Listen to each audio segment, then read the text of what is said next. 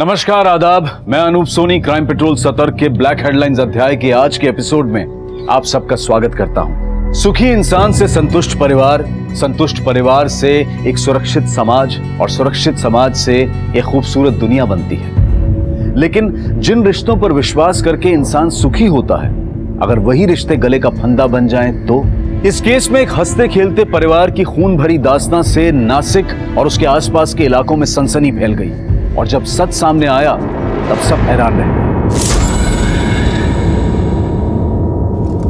Hello dear readers, मैं रत्ना।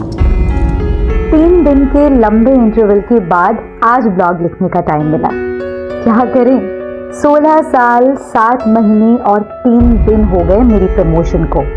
मैं एक असिस्टेंट बैंक मैनेजर से फुल टाइम होम मेकर यानी गृहिणी बनी। ऑफिस का पहला प्रोजेक्ट याद रहे ना रहे, पर घर के सारे प्रोजेक्ट्स अच्छे से याद रहते हैं।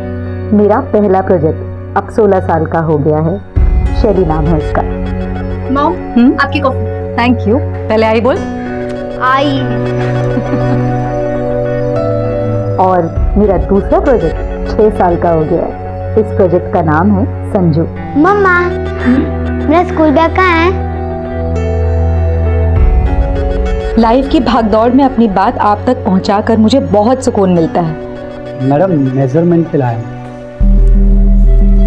आप कौन और मास्टर जी क्यों नहीं आए? मास्टर जी का तबीयत खराब है और मैं इनका भतीजा हूँ। आइए अंदर है। ये साड़ी रखी है, ये तो इसकी फॉल बीडिंग भी करनी है और जो इसमें ब्लाउज पीस है उसे शैली के लिए ब्लाउज सिलना है। मास्टर जी, आप मेजरमेंट लीजिए।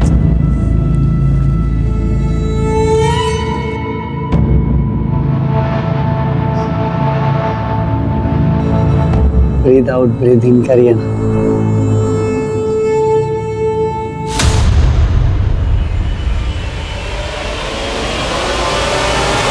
क्या बदतमीजी चाहिए? हाँ? निकल जाए यहाँ से और दोबारा अपनी शक्ल मत दिखाना। निकल यहाँ से।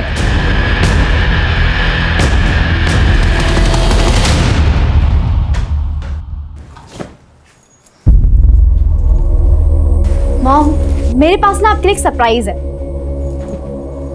सी, देखो तो ऑनलाइन ना डिस्काउंट चल रहा था, इसलिए मैंने बाय किया।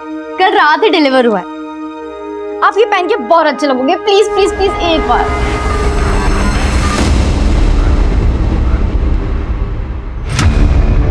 Hi baby. किसी को पता तो नहीं चला तुम मुझसे मिलने आ रही हो? बिल्कुल नहीं, मैंने डाउट नहीं होने दिया किसी को। No phone calls. Yes.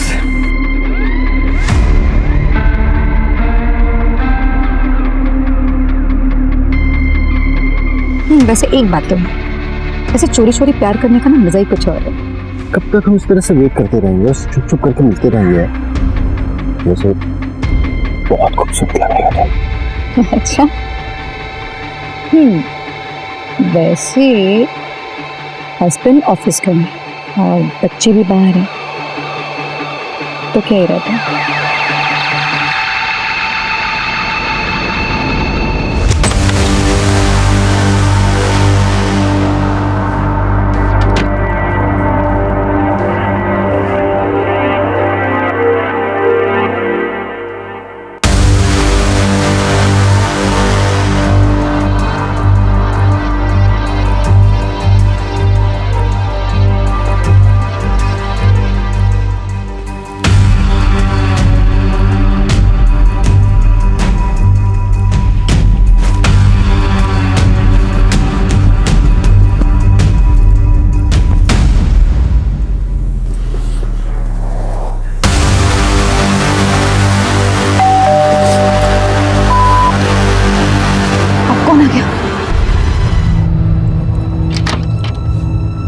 Ma'am, आप यहाँ और संजू, क्या हुआ?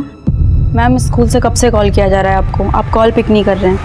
वो एक्सट्रीमली सॉरी मैम, लेकिन क्या हुआ? आपके संजू को बहुत तेज फीवर आया है और स्कूल के डॉक्टर छुट्टी पर हैं। हमने सोचा अगर आप इसे अपने फैमिली डॉक्टर को दिखाएंगे तो ज़्यादा बेहतर होगा। ठीक है ma'am, thank you so much. Okay, take care. Sanju, क्या हुआ? सुबह तक तो ठीक था, फिर अचानक से क्या हुआ? पापा क्या हो बेटा, वॉमिटिंग हुई क्या? इसे डॉक्टर के पास लेकर चलते हैं। मैं बस चेंज करके आता हूँ। हाँ जी।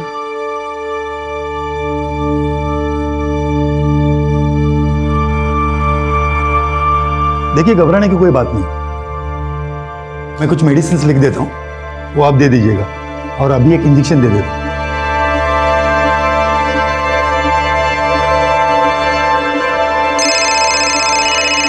विजय का फोन आ रहा है। ठीक है, आप देखिए।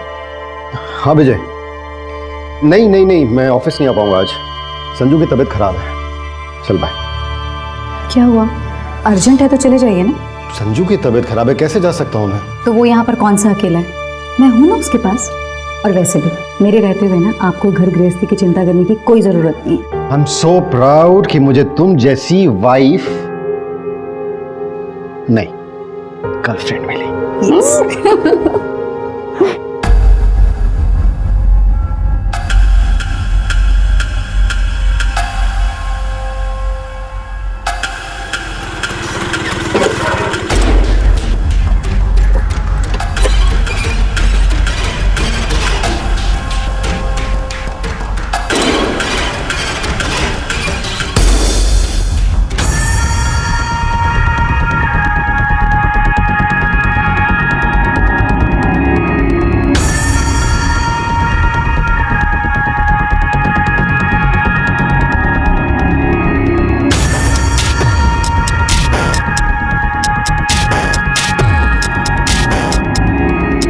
ओ लैला मजनू, इधर आओ।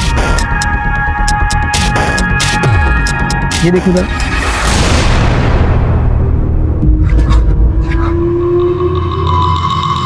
शाने क्या ये रिकॉर्ड क्या तू? अभी डिलीट करता उसका। कर डिलीट, कोई फायदा नहीं। उसे देख रहा, दोस्त है मेरी, उसके पास भी इस वीडियो की कॉपी है। 15,000 लगेंगे। तुम्हें ब्लैकमेल कर रहा है? डिलीट करो। पूरे पैसे दे तभी डिलीट करो। ए तेरा मुंह तोड़ दूंगा मैं, समझा? ज़्यादा होशियार हो गई। ये अपलोड कर दे तू। ओए रुक। अरे यार, इतने में क्या होगा भाई? ये चिंदी तो समझ के रख लो तुम्हारे पास। नहीं चाहिए तो अपलोड कर दे यार। नहीं चाहिए। नहीं रुको मेरी बात सुनो। अभी तुम इतना रखो, बाकी पैसे हम कल दे देंगे। कल 11 बजे बाहर में अगर कोई होशियारी की ना तो तुम दोनों को सोशल मीडिया पे स्टार होने से कोई रोक नहीं सकता। कल दे देंगे पैसे।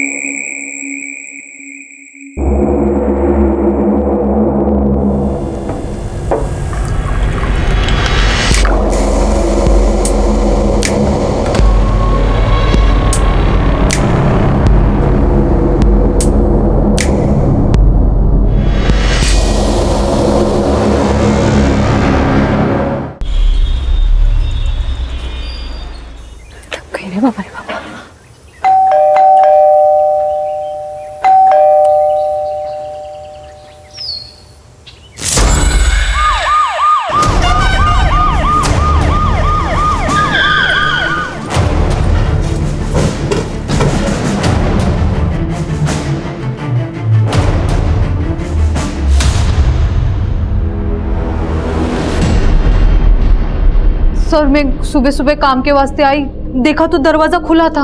अंदर आई तो ये सब। महेंद्र चेक करो।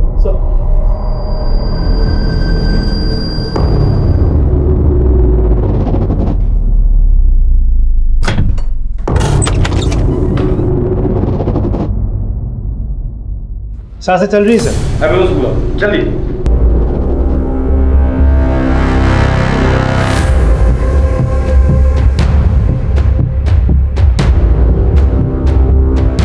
सर, घर में किसी भी चीज की चोरी नहीं हुई है सर, क्योंकि अलमारी लॉकर सब सेफ है। साहब लेकिन वहीनी के जेवर गायब हो गए।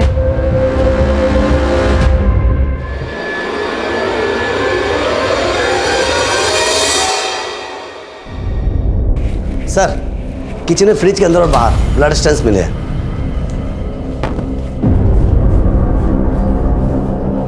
खोलो इसे।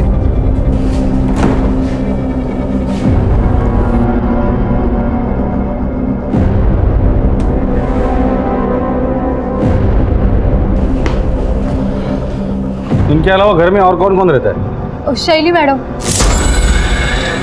लेकिन साहब शैली मैडम कहाँ है? उसका कमरा कहाँ है? सर ऊपर है।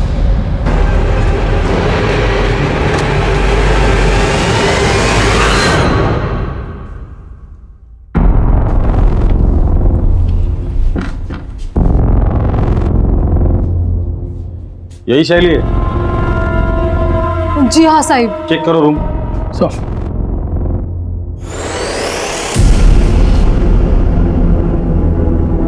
ये शैली का मोबाइल है? हाँ मैडम कोई लॉक है। ताज्जुब की बात है, आजकल के बच्चे खाना खाना भूल जाते हैं लेकिन मोबाइल साथ में लेकर जाना नहीं भूलते। इसका मतलब शैली अपनी मर्जी से यहाँ से गई है या कोई जबरदस्ती उठाकर लेकर गया है। फोन को साइबर टीम में भेज दो।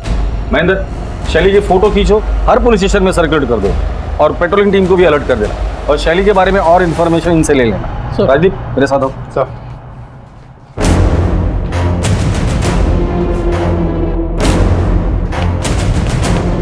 अभिषेक, आस पड़ोस में इस फैमिली के बारे में पूछताछ करो। सर बड़ा अजीब केस देखा ये। कातिल ने खून करने के बाद खूनी हाथ से शराब पी, फ्रिज खोला, खाना लिया, खाना खाया और चुपचाप चला गया। ये जरूर साइको किलर होगा जो खून करने के बाद अपने किए का जश्न मना कर गया है।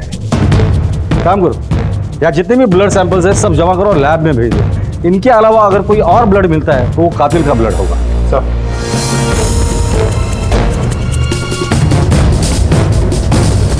सर ये कुछ बताना चाहती हूँ। बोलिए। वो सर कल सुबह ना। क्या बदतमीजी चल रही है? हाँ?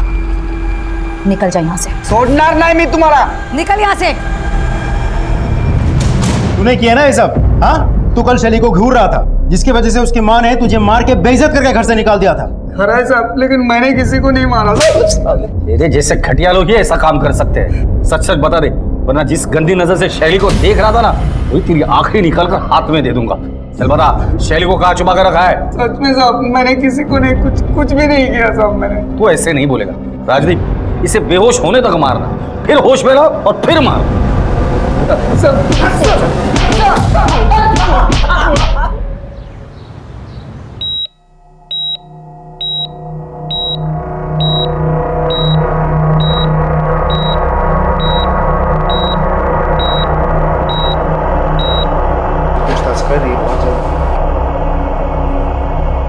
जी डॉक्टर साहब, पेशेंट की हालत कैसी है? सर, पेशेंट की हालत बहुत ही क्रिटिकल है, but we are trying our best.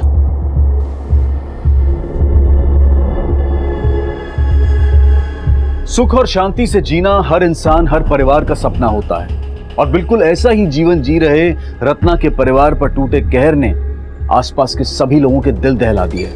Ratna, अमर और शैली की लाइफ की परतें खुलने लगी और आम जनता के साथ साथ पुलिस भी हैरान हो गई।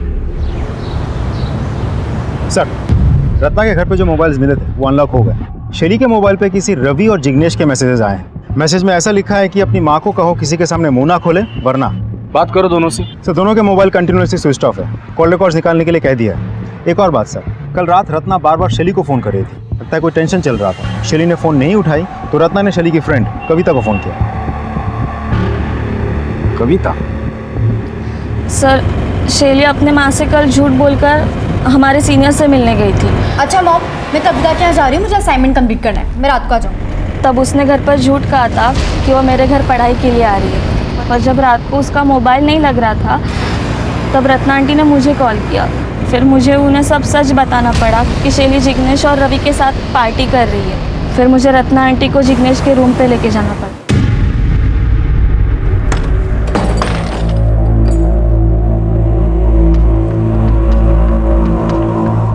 क्या चल रहा है यहाँ पर ये सब?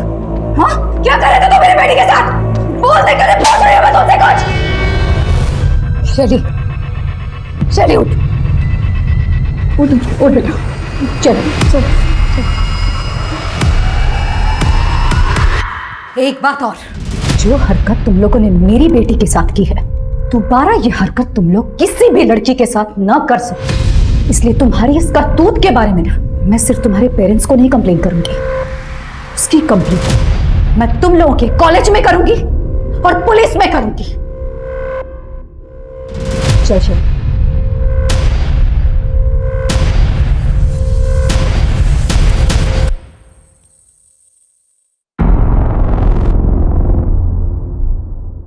सर मैं कल रात यहीं पे रत्ना आंटी को लेके आई थी। ये जिग्नेश और रवि, इन दोनों के मोबाइल सर्विलेंस पे डाल दो और उनके माँ बाप से बात करो। अगर वो कुछ नहीं बताते तो उनके मोबाइल भी सर्विलेंस पे डाल दो और उनके डेबिट कार्ड, क्रेडिट कार्ड दोनों पे नजर रखो। इन दोनों के फोटोज हर जगह पे सर्कुलेट करो।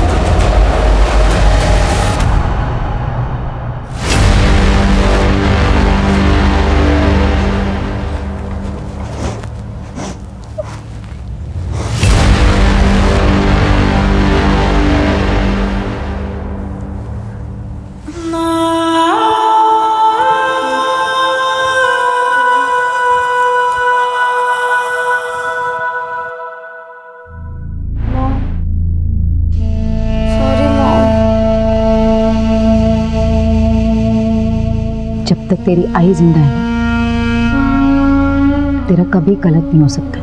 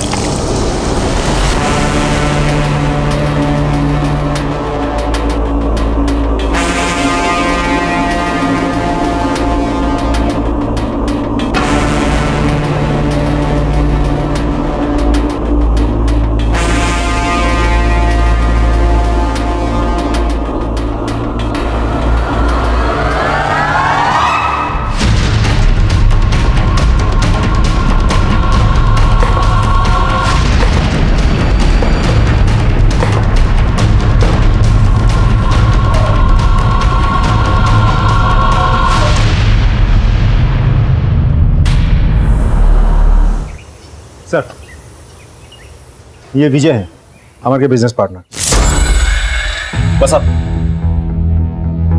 बता सकते हैं कि अमर की किसी के साथ दुश्मनी थी, लड़ाई झगड़ा, या अमर को किसी ने धमकी दी थी? जी हाँ सर, एक्चुअली मैं वही बताने आपको आया हूँ कि कल रात। देखिए लियाकत जी, आप ये ठीक बात नहीं कर रहे हैं। ठीक से बात कर। क्या कर लेगा रे तू? क्या कर लेगा लियाकत? हाँ, चुप रहे तो। क्या करेगा तू? काम बंद करेगा ना? चल काम बंद करके निकल। तुझे क्या लगता है तू अकेला ही है? हाँ, ये टाइल्स और मार्बल्स का सप्लायर। हमारा 11 लाख रुपए पहले क्लियर करिए, उसके बाद आपको जिससे काम करवाना आप करवा सकते हैं। लियाकत जी ठीक नहीं है। तेरे को ठोकू क्या? दोबारा पैसे मांगने के लिए आया ना तू, तेरे साथ साथ तेरी बीवी और बच्चों समेत सबको उड़ा दूंगा। समझा क्या तू? मैं बोल रहा हूं ना तेरे को। लियाकत अली, बस चला चलो इसको।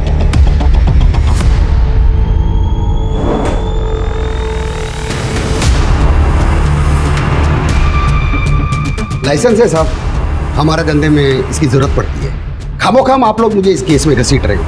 सैलाब में भेजो। जिस दिन मेरे हाथ में सबूत लग जाएंगे ना, तेरी शराफत की धज्जियां उड़ा दूंगा। लियाकत अली, हमारे परमिशन के बगैर शहर छोड़कर जाने के बारे में सोचना भी मत।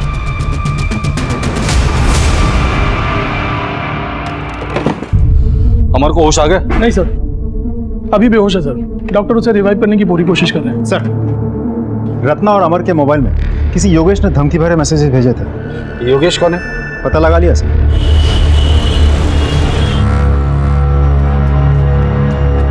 योगेश आपका बेटा है? नहीं साहब, हमारा बेटा नहीं। ये पिछले जन्म में हमने बहुत बड़ा कुछ पाप किया होगा, तो उसका बदला लेने के लिए इस जन्म में हमारे घर में पैदा हुआ। ओ बाबा, ओ बाबा, ओ कंजूस बुड्ढे, पैसे चाहिए मेरे को, पैसे दे, पैसे दे। चल काय झाला पोरे? तू खाना खाना परोस चल। अरे कितनी बार तेरे को बोला, हाँ काहीतरी नोकरी कर, काम धंदा कर, ये धंदे छोड़ दे. फालतू शिकवायचं नाही मला, कच जायचं नाही माझ्या. ए बाबा, तेरे सामने हाथ जोड़ता हूँ, जा तू जा, निकल जाए यहाँ से.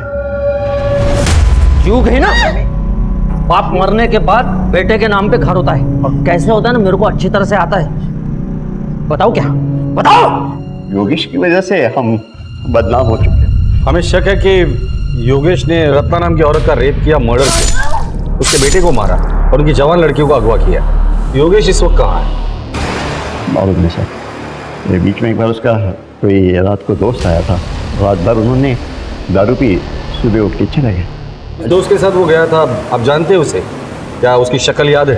नहीं सर, माझ्या डोळ्यात मोठी बिंदू आहे, स्पष्ट दिसत नहीं. योगेश के बारे में अगर कुछ पता चलता है तो सबसे पहले आप हमें इन्फॉर्म करेंगे. जी सर. रत्ना मर्डर केस में योगेश प्राइम सस्पेक्ट. योगेश का मिलना बहुत जरूरी है. योगेश इस दोस्त के साथ गया था, अगर वो हमारे हाथ लग जाता है तो योगेश भी हाथ लग जाएगा. इस एरिया में जितने भी सीसीटीवीज है सबके फुटेज चेक करो, किसी न किसी फुटेज में ये दोनों जरूर दिखाई देंगे. सर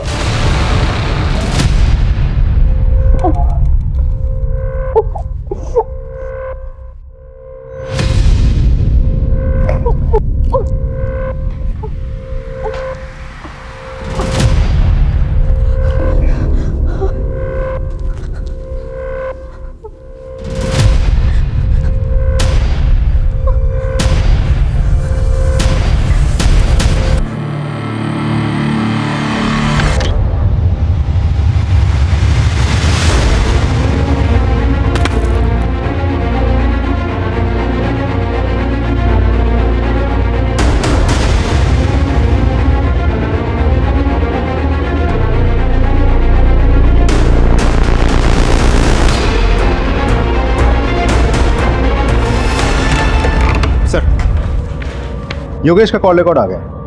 3 महीने पहले तक उसका मोबाइल बिल्कुल एक्टिव था, फिर अचानक बंद हो गया.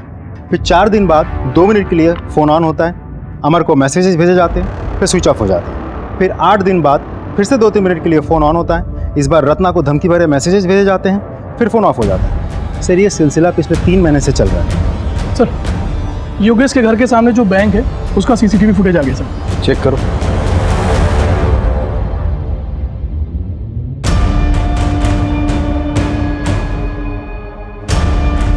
यही वो आदमी जिसके साथ योगेश 3 महीने पहले कहीं चला गया था. इस आदमी के जरिए हम योगेश तक पहुंच सकते हैं. पता करो ये आदमी है कौन और कहाँ रहता है.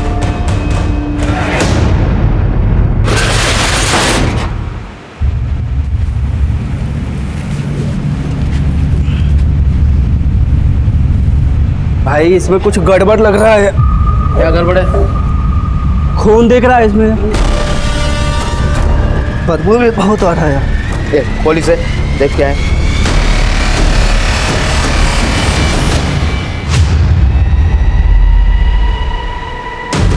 Hello police. Sir, AB road पे एक टेम्पो में लाश मिली है सर. वो लाश हमारे वहाँ दर्ज मिसिंग कंप्लेन की फ़ोटो के साथ मैच होती है. एक बात और सर, वो टेम्पो जिस मित्तल ट्रेडर के वहाँ से लोड हुआ था वो भी हमारे ही जुरिडिक्शन में आता है. ठीक है राजीव सर, केस का चार्ज ले लो और जिन लोगों ने मिसिंग कंप्लेंट दर्ज की थी उनको बुलाकर बॉडी की शिनाख्त करवा. जी सर.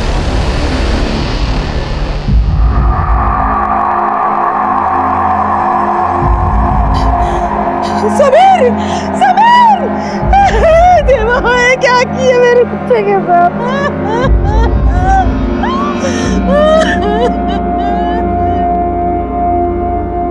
मैं आपका दर्द समझ सकता हूँ, पर तहकीकात तो हमें करनी ही पड़ेगी. समीर ने आपको कभी बताया था कि उसे कोई धमकी दे रहा है या उसका किसी के साथ लड़ाई झगड़ा ऐसा कुछ? नहीं साहब, ऐसा कुछ भी नहीं. हमें समीर के सामान की तलाशी लेनी होगी, शायद वहां से हमें कुछ क्लू मिल जाए. जी.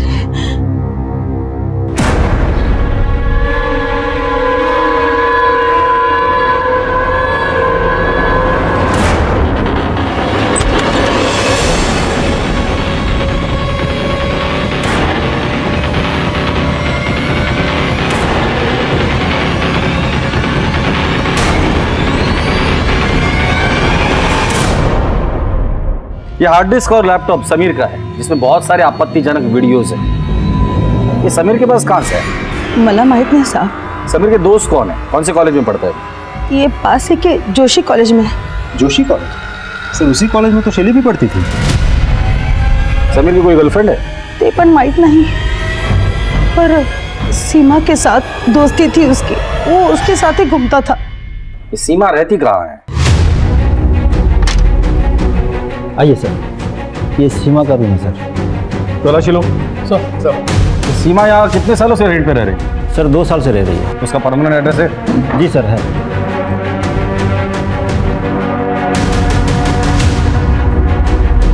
सर ये कैश मिला सर। सर लैपटॉप मिला है। चेक करो। आप बाहर रुकिए। ये वीडियोस भी। समीर के लैपटॉप से भी हमें ऑलमोस्ट सेम वीडियोस मिले थे।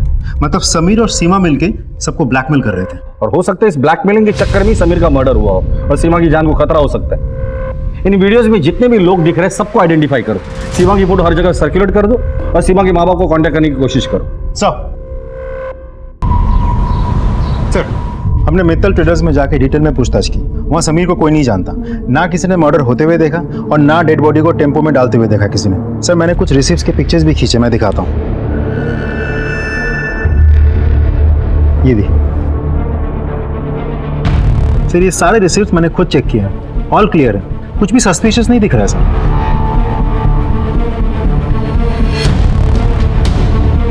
समीर और सीमा के पास जो वीडियोस मिले थे उसमें से लास्ट वाला वीडियो प्ले करो। पॉज करो। ये आदमी कौन है? हाँ माल पहुंचने वाला होगा, देखिए। अच्छा भी फोन करता हूँ थोड़ी देर में आपको। जी, ये जो लड़का पीछे खड़ा है ये कौन है? अरे ये तो मेरा छोटा बेटा सूरज है। सूरज जी। समीर को क्यों मारा और सीमा कहाँ है?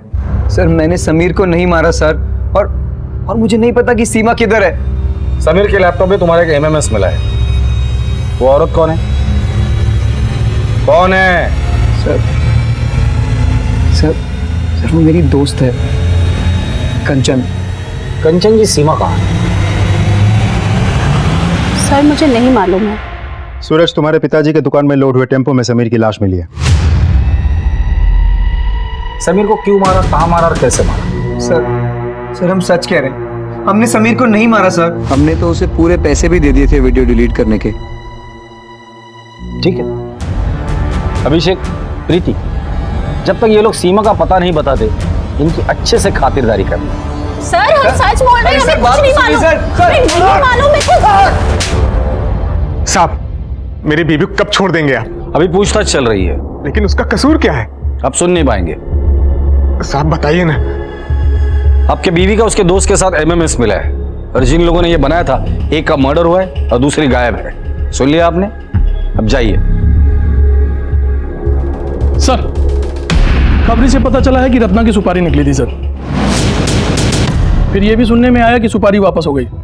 रत्ना की सुपारी? और वो तो एक हाउस वाइफ है, उसकी सुपारी कौन देगा और क्यों देगा?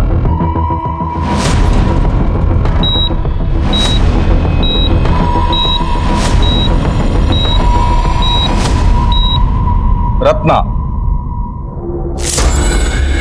पहला सस्पेक्ट योगेश, जो उसे धमकी भरे मैसेजेस भेजता था। जिग्नेश और रवि, इन दोनों का रत्ना के साथ ड्रग्स को लेकर झगड़ा था। तीसरा लियाकत, लियाकत ने रत्ना और अमर को जान से मारने की धमकी दी थी। दोबारा पैसे मांगने के लिए आया ना तू? तेरे साथ साथ तेरी बीवी और बच्चों समेत सबको उड़ा दूंगा। चौथा अमर। अमर? अमर तो रत्ना का पति है और वो खुद जख्मी है, लेकिन जिंदा है। ऐसा भी तो हो सकता है कि रत्ना और संजू को मारने के बाद अमर ने अपने आप को जख्मी करके बाथरूम में बंद कर लिया हो। लेकिन सर घर पे हमें कोई खून से सना हुआ हथियार नहीं मिला और उसका खुद का सिचुएशन भी बहुत क्रिटिकल है। ताज्जुब की बात तो यही है कि हत्यारे ने हत्या करने के बाद उसी खूनी हाथ से शराब पी, खाना खाया और उसके बाद उसने चोरी भी की। पता करो इस तरह की वारदात और भी कहीं हुई है क्या? अगर हुई है तो उसके सारे डिटेल्स मुझे चाहिए सब। अब दूसरा मर्डर केस, समीर। अब इस समीर मर्डर केस में शैली, सीमा और समीर ये तीनों क्लासमेट हैं। क्या रत्ना और समीर इन दोनों के मर्डर केस एक दूसरे से जुड़े हुए हैं? 3 हत्याएं, एक गंभीर रूप से जख्मी और एक अगवा। अखबार की सुर्खियों और टीवी की ब्रेकिंग न्यूज पर छाए इस केस की गुत्थियां दिन ब दिन उलझती जा रही थी। पुलिस को उस एक तिनके की तलाश थी जिसके सहारे वो गवाहों और सबूतों के साथ कातिल को पकड़ पाए, और आखिरकार पुलिस को ऐसा एक तिनका, एक सुराग मिल गया। सर, योगेश जी दोस्त के साथ गायब हुआ था, वो देव है। योगेश के कॉल रिकॉर्ड से पता चला कि 3 महीना पहले उसका फ़ोन बंद हुआ था, और जिस एरिया में बंद हुआ था उस एरिया में सिर्फ एक ही फार्म हाउस है जो देव का है, और उसके बाद उसका फ़ोन कभी कभार ऑन ऑफ होता रहा।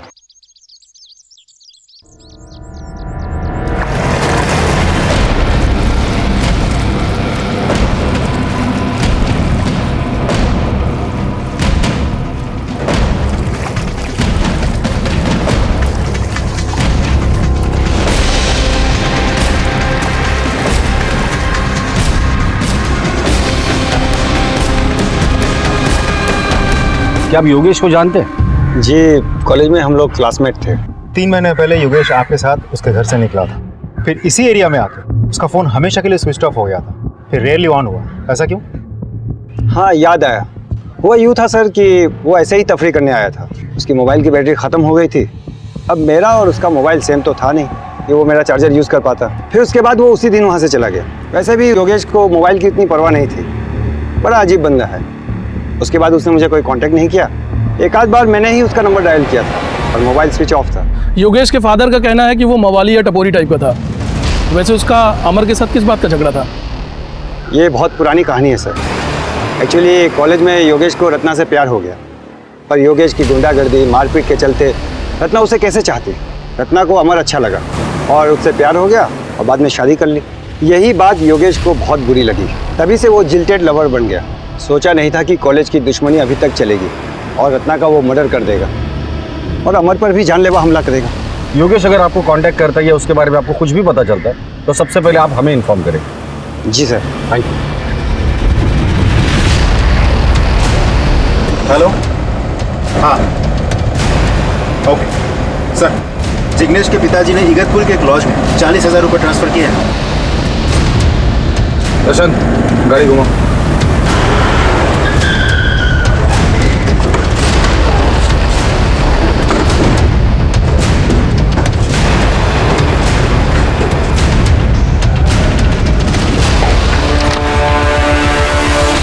जिग्नेश और रवि, शैली कहाँ है? पता नहीं सर। तुझे तो पता होगा ना? नहीं सर, मुझे नहीं पता है। नहीं पता? ले चलो दोनों को। सर सर सर बात तो सुनिए सर। रत्ना का मर्डर हमने नहीं किया सर। सर मैं खड़े सांग तो है, मर्डर का न्यूज़ सुनकर हम दोनों वहाँ से भाग गए थे। सर हमें लगा हमारे मैसेजेस देख के आपको डाउट होगा, इसके सर हमने अपने पेरेंट्स से बात की थी, उन्होंने ही हमें ये लॉज में छिपाया था। और शैली को कहाँ छिपाया? तो शैली को हमने नहीं छुपाया सर। राजदीप सर, ये लोग तो मुझे कुछ बता ही नहीं रहे। शायद तुम्हें कुछ बता दे। सर अपने तरीके से इन्हें पूछ लेना। सर हमारे दोस्तों का सर कल हम डिस्ट्रिक्ट कोर्ट गए थे एक पेशी के लिए। वहाँ विजयनगर और संभाजीनगर पुलिस स्टेशन के कांस्टेबल्स कह रहे थे कि उनके एरिया में एक सिमिलर केस हुआ है, जहाँ एक हत्यारे ने महिला के साथ रेप किया, हत्या की, शरीर के सारे गहने चुराए, आराम से खाना पीना खत्म किया और निकल गया। ये दोनों केसेस की फाइल मंगा लो और ये दोनों केसेस में जो हस्बैंड है उनको भी बुलाओ। सर केस जल्द से जल्द क्रैक करना होगा। Right sir. Ratna murder case की छानबीन चल ही रही थी कि तभी पुलिस को एक और लाश मिली। फोन किसने किया था? सर मैंने किया था। राजीव, अंदर जाके देखो कुछ मिलता है क्या? सर किसकी बॉडी है ये? सर मुझे नहीं पता था, 15 दिन पहले ही मुझे कोर्ट से इसका कब्जा मिला है। सर योगेश जोशी का ड्राइविंग लाइसेंस है। रत्ना मर्डर केस में हमें इसी की तलाश थी। हम इसे प्राइम सस्पेक्ट समझ रहे थे, ये तो खुद विक्टिम निकला। तो फिर रत्ना को किसने मारा और इसको किसने मारा? बॉडी को पोस्टमार्टम के लिए भेज दो और इस बॉडी के डीएनए इसके फैमिली के साथ मैच करके देखो। सर इससे पहले इस जमीन का मालिक कौन था? देव देसाई।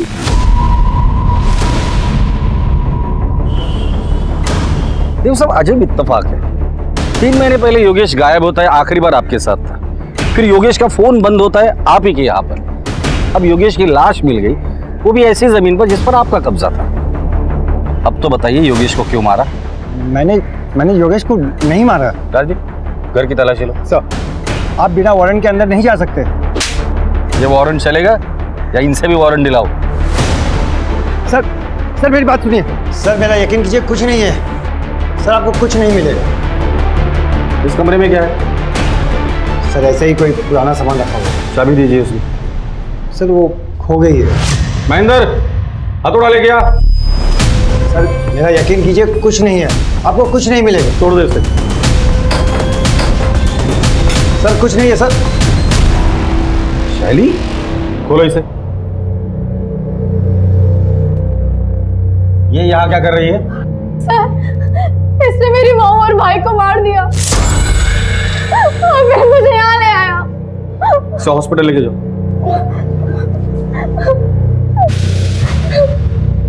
सर उसे गलतफहमी हुई है, मैंने रत्ना और संजू को नहीं मारा। इतनी रात तो अमर के घर पे क्या करने गया था? सर इन सब के पीछे अमर का ही हाथ है। अमर ने ही मुझे रत्ना को मारने के लिए कहा था। उस रात जब मैं उसके घर पहुंचा तो पहले से ही किसी ने रत्ना को मार डाला था और साथ में संजू को भी। अचानक शैली रूम से बाहर आई और वो मुझे हत्यारा समझने लगी।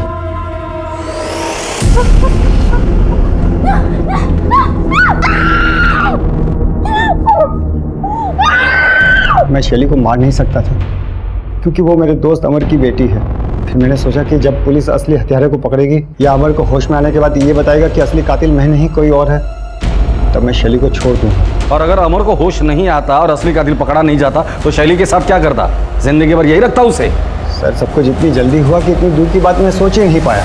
ये अमर रत्ना को क्यों मारना चाहता था? सर सारा का सारा बिजनेस रत्ना के नाम पर था जो काफी नुकसान में चल रहा था। और योगेश, उसे क्यों मारा तुमने? सर इसके पीछे भी अमर की साजिश है। सर 1 साल से प्लानिंग चल रही थी। योगेश कॉलेज के टाइम से जिल्टेड लवर था। प्लान ये था कि सबसे पहले योगेश को मार डालेंगे, फिर उसके मोबाइल से अमर और रत्ना के मोबाइल पे धमकी भरे मैसेजेस करेंगे, उसके बाद रत्ना को मारकर सारा ब्लेम योगेश पे डालेंगे। फिर मैंने योगेश को मारकर उसकी लाश को अपनी ज़मीन में गाड़ दिया ताकि कोई सुराग न मिले। लेकिन मैंने रत्ना और संजू को नहीं मारा। ले चलो इसे। सर मेरी बात सुनिए। आइए सर, संभाजी नगर और विजयनगर दोनों केसेस के हस्बैंड। बस अब ये फोटोज ध्यान से देखिए। अब इनमें से किसी को जानते हैं?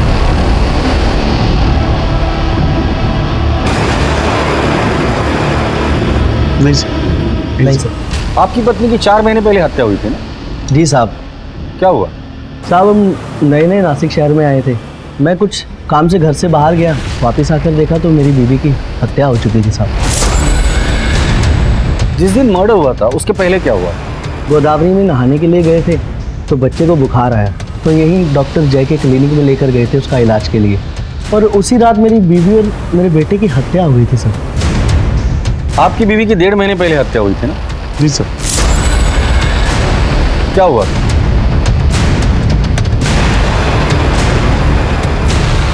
आप अपने बेटे का इलाज कराने डॉक्टर जय के क्लिनिक गए? जी साहब। और आप भी डॉक्टर जय के क्लिनिक गए? Yes sir. तीनों केसेस में मोडस ऑपरेंडी बिल्कुल सेम है।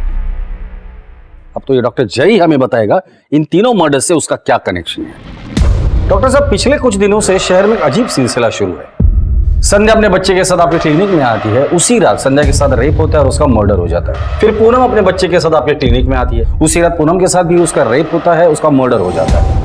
फिर रत्ना आपके क्लिनिक में आती है और उसी रात रत्ना का भी रेप होता है और उसका मर्डर हो जाता है। तीनों केसेस में मोडस ऑपरेंडी सेम है। कातिल पहले रेप करता है, फिर मर्डर, फिर उसी घर में शराब पीता है, खाना खाता है और चला जाता है। और हमने सुना है आपको भी खाने पीने का बहुत शौक है। देखिए साहब, मैं एक डॉक्टर हूँ, कोई कातिल नहीं। लोगों को बचाना मेरा काम है, उनको मारना नहीं। रत्ना का मर्डर जिस दिन हुआ था उस रात आप कहाँ थे? सर मैं कॉन्फ्रेंस में था। आपके क्लिनिक में और कौन कौन काम करता है? एक कंपाउंडर और एक नर्स। ठीक है, जरूरत पड़ेगी तो दोबारा आएंगे। इन्वेस्टिगेशन में हर दिन एक नया मोड़ आ रहा था। जांच का दायरा बढ़ता जा रहा था। संदिग्ध बहुत सारे थे लेकिन पुख्ता सबूतों के साथ हत्यारा नहीं मिल रहा था। और फिर पुलिस ने ऐसा पासा फेंका कि हत्यारा जाल में फंस गया।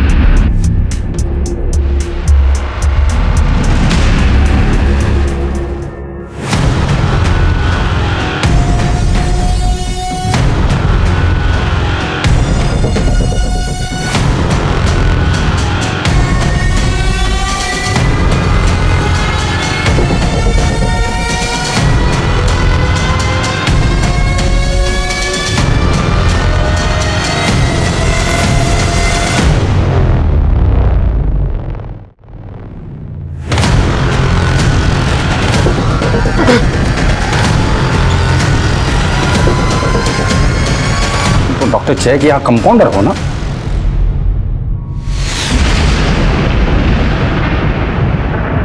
साहब, मैं बहुत सीधा साधा आदमी हूं। मैं सीधी सादी जिंदगी चाहता था। मैं जब काम करके घर जाता था तो चाहता था कि मेरी बीबी मुझसे 2 मीठे बोल बोले, प्यार मोहब्बत से बात करे। मेरी गलत लड़की शादी हो गई थी, सब जीना हराम हो गया था। वो चाहती थी कि उसका पति दिन रात मेहनत करके उसके हाथ में पैसे दे। तुम्हारी तनख्वाही कितनी है जो तुम मुझे दोगे, उसमें से भी काट कर? पिछले महीने भी तो दिया था तुमको, कुछ बचे होंगे। हाँ तो पिछले महीने क्या कितना दे दिया था? अरे मेरी तो किस्मत ही फूटी है जो तुमसे शादी हुई मेरी। हाँ तो कमाते हो अच्छा, न शक्ल अच्छी है, नहीं रहना है मुझे तुम्हारे साथ। उसको मेरा चेहरा, मेरा शरीर, मेरा घर, मेरा कपड़ा, मेरा विचार कुछ भी नहीं पसंद आता था। क्लिनिक में जब भी मैं किसी औरत को देखता कि वो अपने पति को प्यार से उसका ख्याल रख रही है तो मुझे जलन होने लगती थी। मैं उसको पाने के लिए बेचैन हो जाता, इसलिए केस पेपर से उसका एड्रेस लेके मैं उसके घर पहुंच जाता था। सोनिया और पूनम से मैंने खूब मजा लिया, लेकिन रत्ना के केस में मुझसे गड़बड़ी हो गई।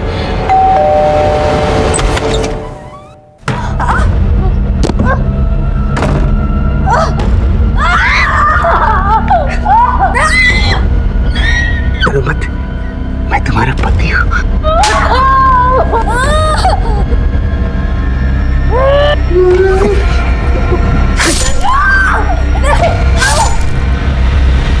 कुछ देर के लिए मुझे ऐसा लगता कि वो मेरा ही घर है, वो मेरी पत्नी, और मार देता था क्योंकि और किसी और की नहीं हो सकती। खाता पीता खूब एंजॉय करता। खा पी के जब मैं घर से बाहर जाने लगा तभी उसका पति आ गया। तुम रत्ना? संजू! रत्ना! संजू!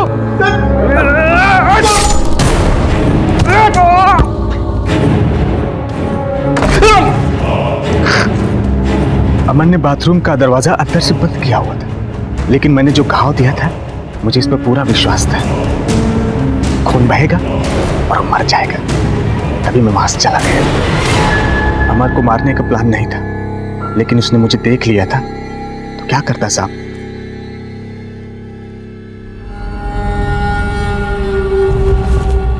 ये पेंडेंट तो हमने सीमा के गले में देखा था,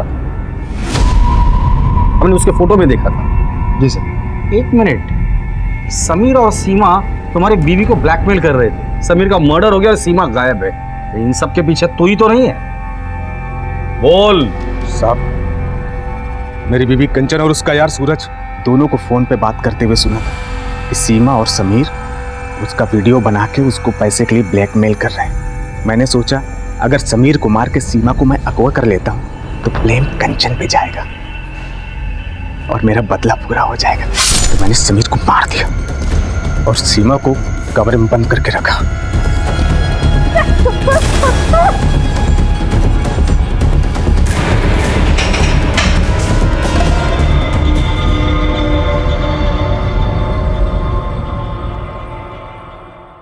देखिए क्राइम पेट्रोल सतर्क 16 मार्च से नए समय पर सोमवार से शुक्रवार रात 11 बजे। अधूरे सपने अच्छे इंसान को फिर से संघर्ष करने की प्रेरणा देते हैं, लेकिन अगर उसका दिमाग, उसका मन ईर्ष्या से ग्रसित हो जाए तो वो उसे गुनाह के रास्ते पर ले जाते हैं। भागीरथ के साथ यही हुआ था। सुशील, संस्कारी और पति से प्रेम करने वाली पत्नी ना मिलने से वो इतना डिस्टर्ब हो गया था कि उसने अपने संपर्क में आने वाली सुशील और संस्कारी महिलाओं को अपना शिकार बनाना शुरू कर दिया।